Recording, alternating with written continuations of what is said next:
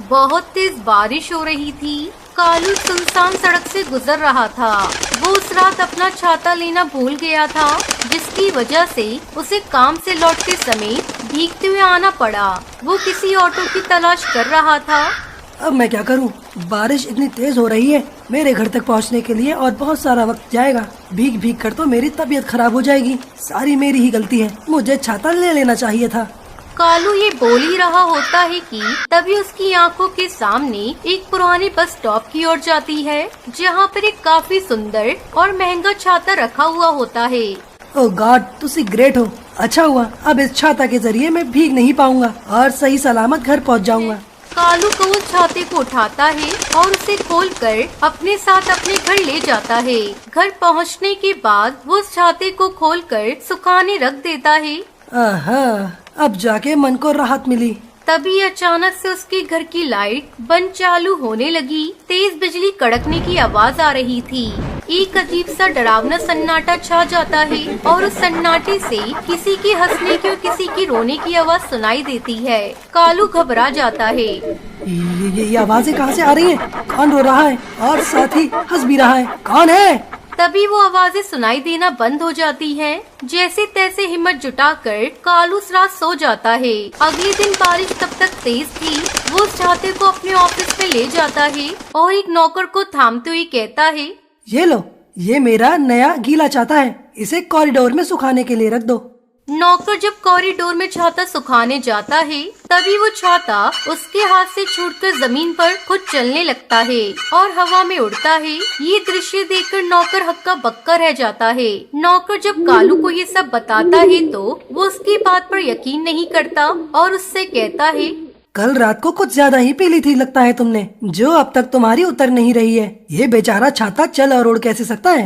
Seriously, बेवकूफ कहीं की। अब कालू को घर में भी कोई काम करते समय ऐसा एहसास होता है कि कोई उसके पीछे खड़ा है।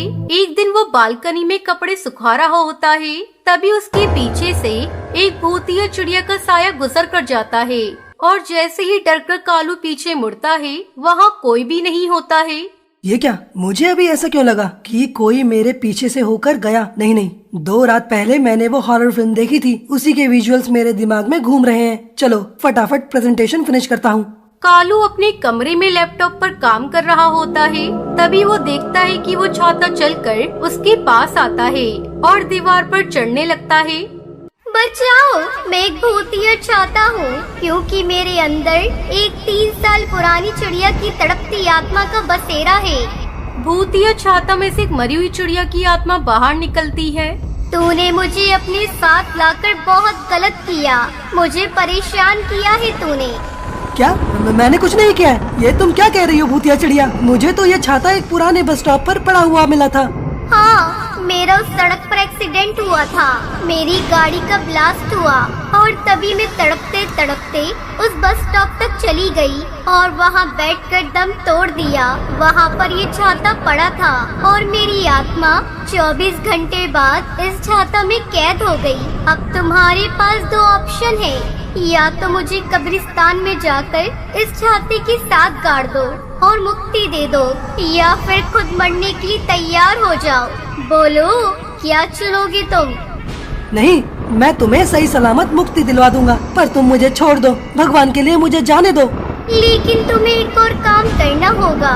कब्रिस्तान में इस छाते के साथ मुझे दफनाकर मुक्ति दिलाने से पहले मुझे मेरे घर के रास्ते से ले जाना। अपने परिवार वालों को एक आखिरी बार देखना चाहती हूँ। कालू उसकी बात मान लेता है। फिर वो उस भूतिया छाते को कब्रिस्तान में गाड़ देता है और इस तरह वो उस भूतिया चिड़िया के छाते से छुटकारा पा लेता है।